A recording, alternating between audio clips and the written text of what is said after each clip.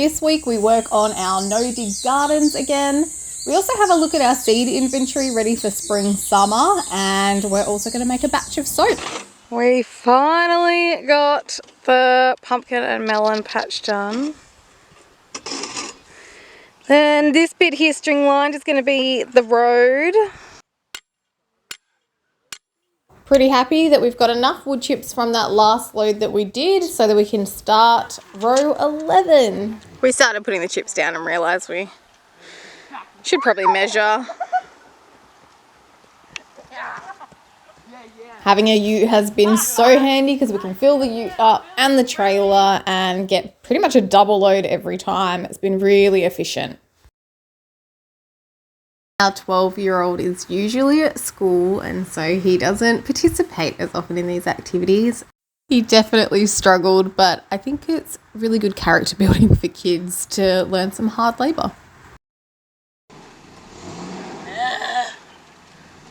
I know, hard work is hard. Our 14-year-old is homeschooled, and we like to teach him really valuable life skills. One of those at the moment is learning how to do a string line for himself. We use them all the time. Take a look, hang on to it, 8 times minimum. 1, 2, 3, 4, 5, 6, 7, 8. Yes? On there, we want to be on this side. Right. On there. Down so it's off the ground. Right.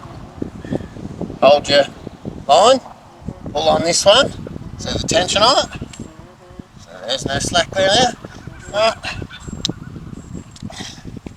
It felt so good to get this done, and starting to see the garden beds is such a good feeling. We have rain coming that's going to last about a week, so this is a really good project to get sorted. Even in the rain, the chickens like to come out, and they've got plenty of shelter under the caravan and other areas. When it's raining like this, we like to do indoor activities, and I really needed to get a batch of soap done. So that was on my to-do list. I have not made soap in well over a year because the main reason was when we went travelling, this is a lot of stuff to carry around with you just to make soap, and you need a place to cure your soap as well. And in a caravan, when you're moving all the time, you just don't have that option available. So this is pretty much predominantly my soap making tub. I have got little things like these containers that I make my salves out of. So for my salves, I have rendered down the beeswax from our hives, and that's what I predominantly use for that.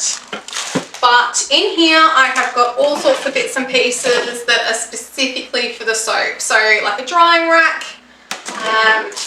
Don't want to get that mixed up with my baking racks. I also have just a cheap hand mixer, like bar mixer. This one's just from Kmart, and I just put an S on it, but it looks in here. So definitely don't want to get that mixed up with cooking. Same for things like the spatula and just bits and pieces like that. But I thought I would kind of show you how I go about making a batch of soap.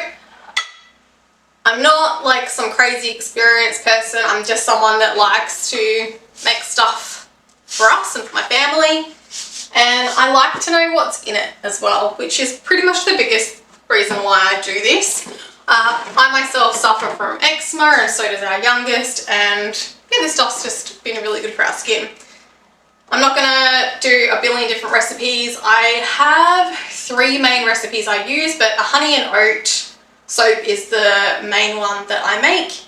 Today I am going to make a few little variations to a recipe and make it work, because I don't have as much coconut oil as I thought I did, but I don't recommend fiddling around with it if you're new to making soap. I have a little notebook.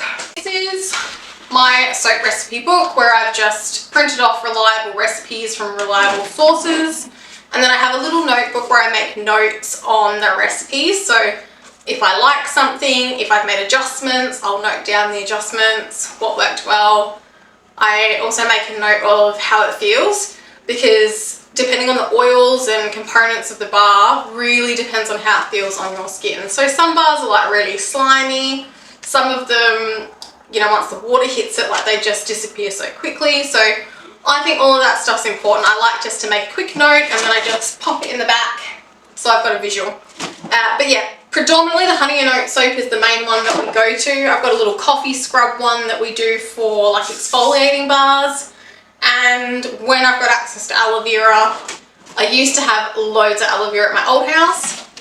I don't have any here, and I would make an aloe vera bar as well. So that's definitely out for the count. But I'm basically just going to make what's called like a basic soap recipe today.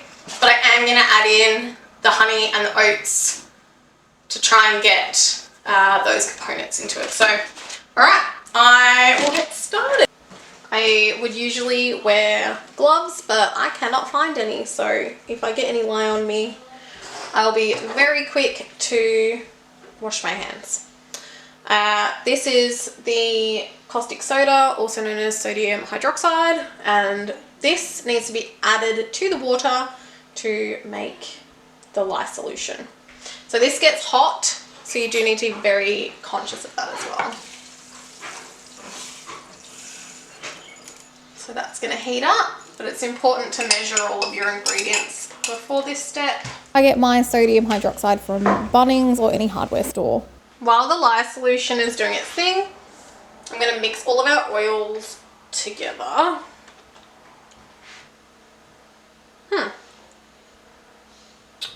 Interesting that 1 litre only gave me 893 grams of oil, so that's why it's good to still weigh it, because you don't really know whether the manufacturer is including the the container. But yeah, I must admit that's disappointing, because oil has really increased in price, and I don't have access to tallow where I am at the moment, so I'm kind of reliant on purchasing it from the supermarket. But anywho, that's okay. Just going to quickly melt this coconut oil. By melting the coconut oil, it's going to help bring the olive oil up to a temperature that's a bit more workable. The lye solution is just currently sitting there and cooling down, and we will incorporate it all together very soon. Right, so preparation really is key when it comes to making soap. So I've already measured out the rolled oats that I need to add. I've got my shea butter ready, and I've already melted the honey that I'm going to be adding in here as well. So in here, I'm just getting the air bubbles out of the stick mixer, but this is the coconut oil and olive oil. Just gonna start adding the lye in.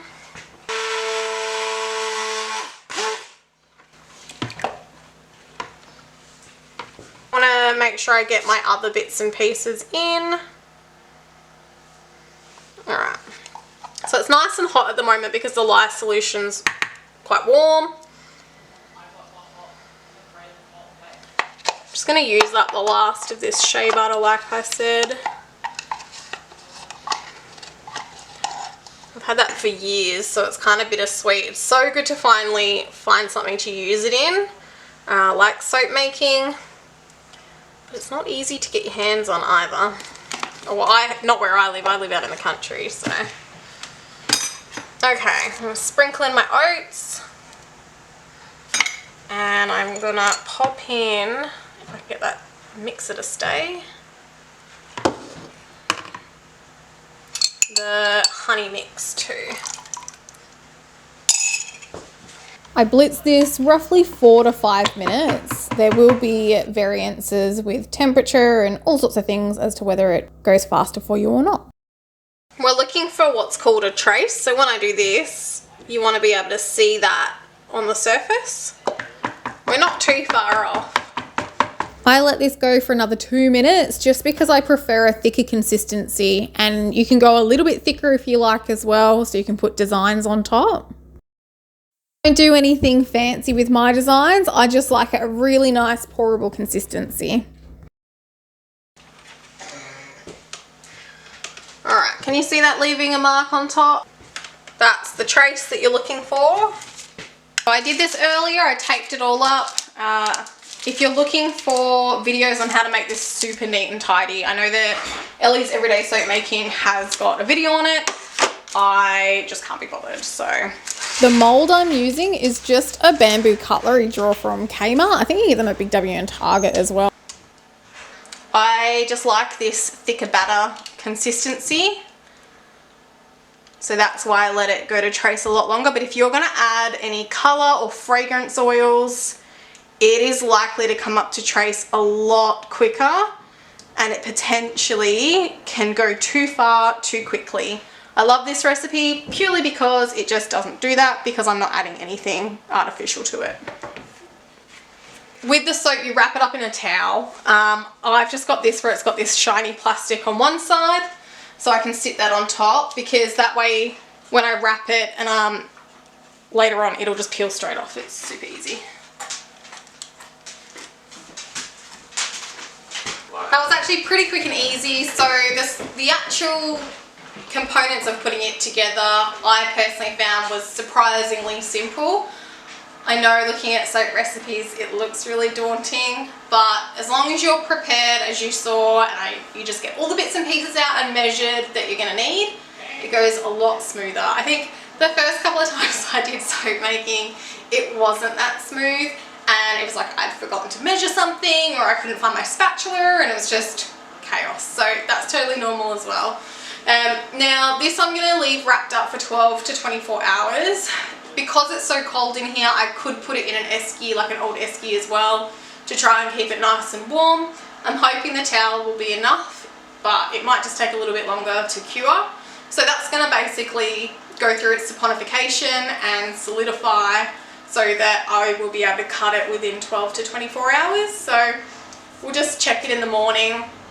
It's like afternoon anyway, and we'll see what it's like in the morning. And if it needs longer, it needs longer. It's not really a big deal. I will then pop it out on a baking rack, separated it out nicely so it's got, you know, plenty of airflow. I'm just going to sit it in one of the spare rooms where the dogs don't go, because I don't want dog hair all over my soap. And I'll leave that for 4 to 6 weeks. I have little tags somewhere that I made up. I need to find them, and it's just got the name of the soap, the date I made it, and the cure date. But I'll also put an alert in my calendar just so I don't forget it. And yeah, that way it'll be ready in about a month or so for us to use. And it's good then as well, before you use it, to use your pH strip and just make sure it's safe and the lye isn't too heavy in it. That's super important. The lye will be an irritant for your skin if you haven't gone through the recipe correctly, which is so easy to do when it comes to kitchen scales. And yeah, so always double check it. They're super cheap off like Amazon and stuff anyway. I would definitely recommend. We got 20 bars of soap plus 2 ends that will just be used as well. But I just cut them a lot thinner. These are perfect for when you're going away for a few nights, just to pop in your bag. Yeah, but that's pretty much it now. So we'll get soaping in a month. While it's been raining just incessantly the last few days, I decided to get these out of one of the storage rooms. We've just got a couple of spare rooms that, if you're not familiar with our house, we live in an abandoned farmhouse. No one's lived in it for, the locals say, around 15 years. So it's just pretty run down. And we've got a couple of rooms that have fallen into rabbit warrens, quite literally. And we're just using them for storage at the moment. So these are sitting in there. They've been a bit banged up in the move, unfortunately. And one, I actually have 3 and one just didn't survive the move. But I just thought it'd be good to have a bit more organised storage for my jars. I mean, I've already managed to fill so much of it up that I actually need to get my jars out of this cupboard here, because I want to store our containers in that. So I'm just doing a little bit of organisation, and then I thought I would have a little look at my seeds as well and just see where we're at with them. I have hundreds of Fowler's jars. I was able to pick them up from a closing down sale from like a secondhand shop for $1 a piece a few years ago now. And so majority of them are in storage. It was actually one of our main things that we bought with us. We just kept pulling out boxes and boxes of jars, and it felt a little bit silly, but at the same time I know that we will fill them. For instance, like tomato products, we can easily fill 100 jars at least every year, so I do need them, but I will never fit enough on these shelves, but I just have a few that are just like gathering in random spots, and I just need to get them out. I've got quite a few different sizes, mainly the 31s. They're really very convenient for a family of 5, but I like these smaller 20s for like jams and relish. The 27s, my favorite use for these are sauces. And then I have some of these humongous, what are these, 36s, which I use for stews.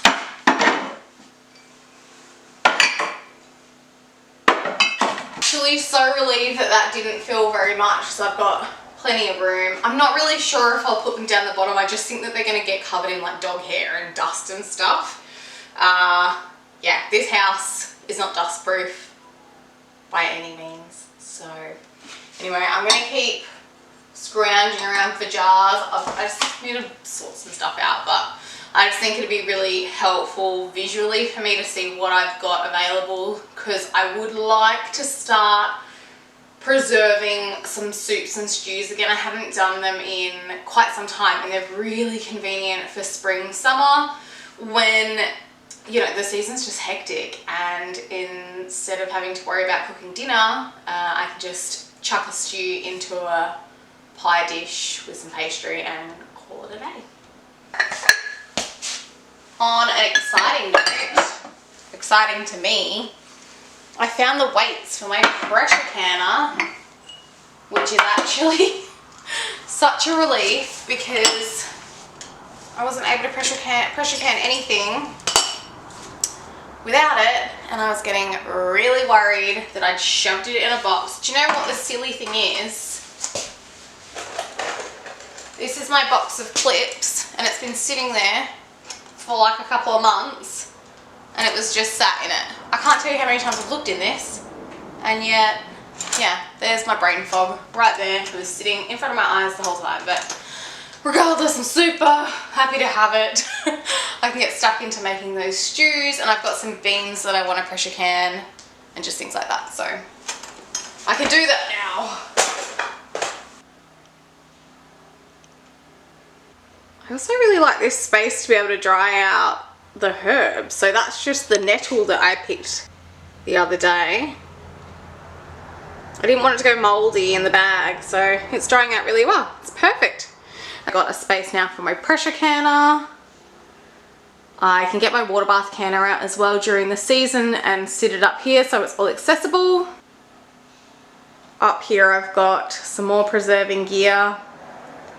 That might have to come down as well during the season. There's no way I can reach that.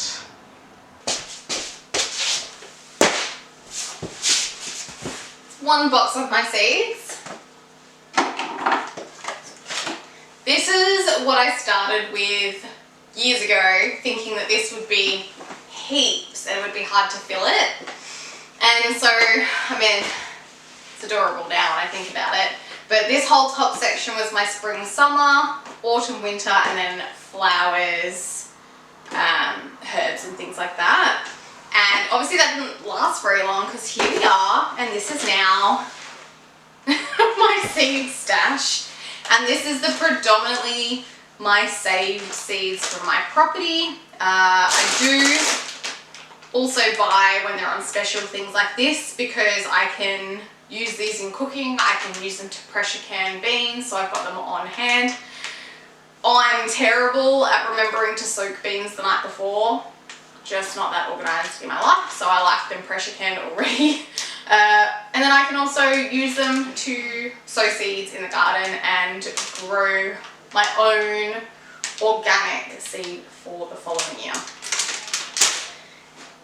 I really need to go through this. I've started, like I had basil flower heads. I didn't even write down which type of basil. I'm pretty sure it was like a purple basil. I don't know, but that's the chaos I think of that summer season. I've still got beans sitting in pods and I really need to shell these, get them organized. I've started writing out a list of seeds I need to grow because, okay,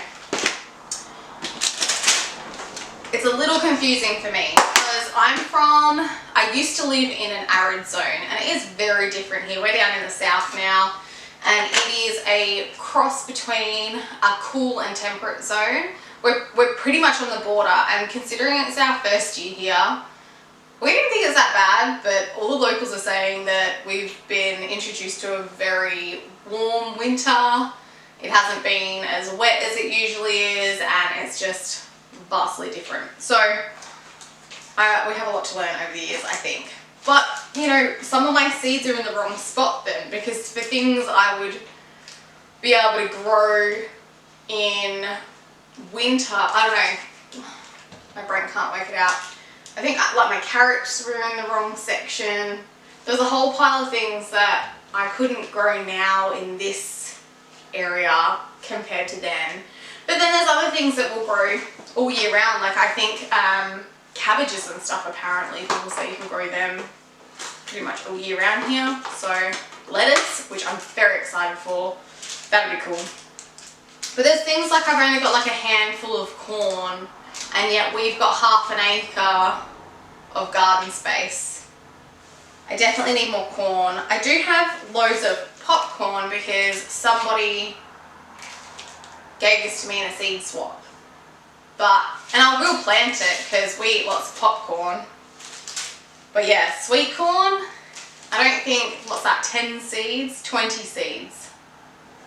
I prefer to grow maybe 100 corn plants.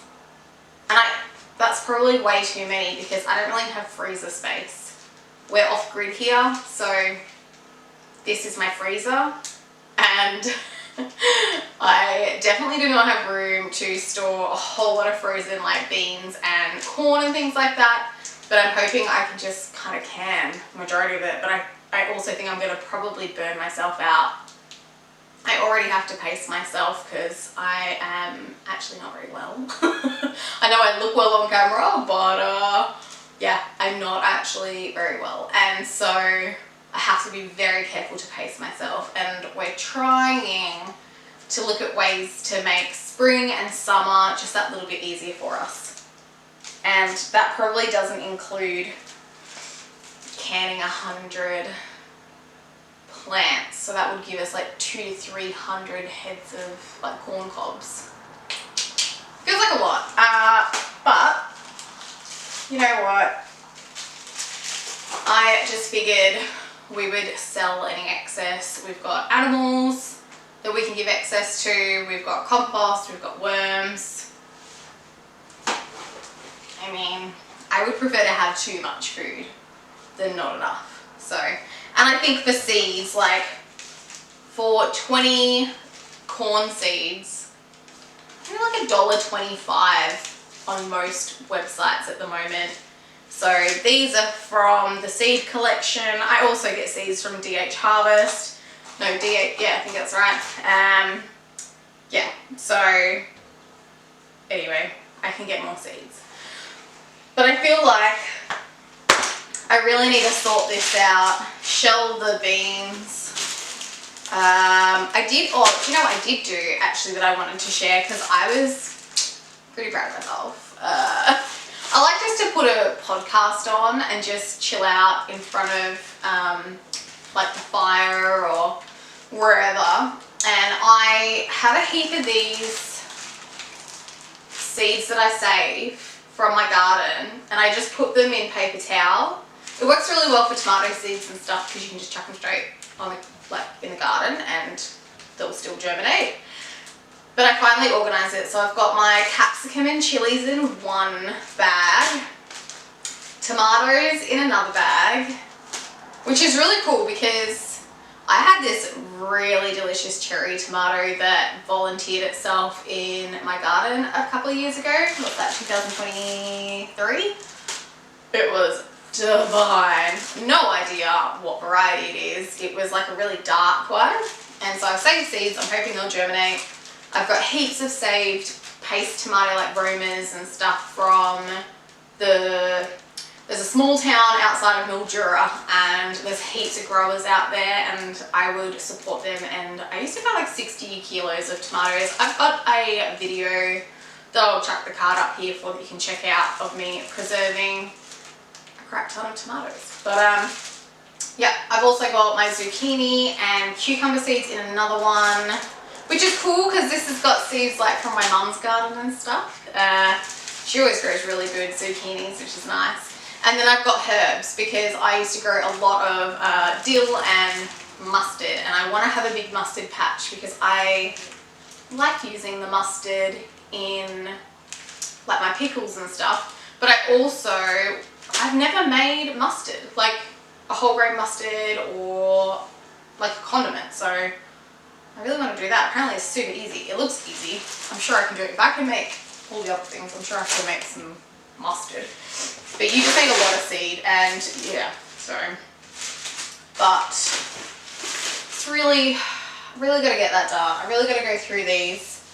I can't find any watermelon seeds, and considering we've just made that humongous patch, I feel like I need some more watermelon seeds. If you grow watermelon, what's your favourite variety? I've been trying to find seedless varieties, and I don't know what is up with that. They're like $10 for like 10 seeds. I'm like $1 a seed? Surely not. Anyway, if you've got a link, please share it, or like a website to direct me to. I haven't really been able to find much for a seedless variety. I just don't know if the kids will demolish it if they have to like spit out seeds all the time. So I prefer they have something they want to eat. Yeah.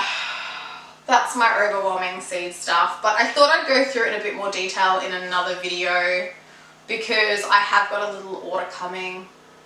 I know I should have been more organised with the order and worked out exactly what I needed first, but it's on the to-do list. Also on that note, actually, I do have another question. So, seed potatoes, who do you go through? I'm a little surprised at the price of them. I mean, everyone says you shouldn't really grow the ones from the supermarket because they're gassed, and so yeah, all that kind of thing. But I'm like, surely if I get some organic potatoes, they're going to be less than $10 a kilo.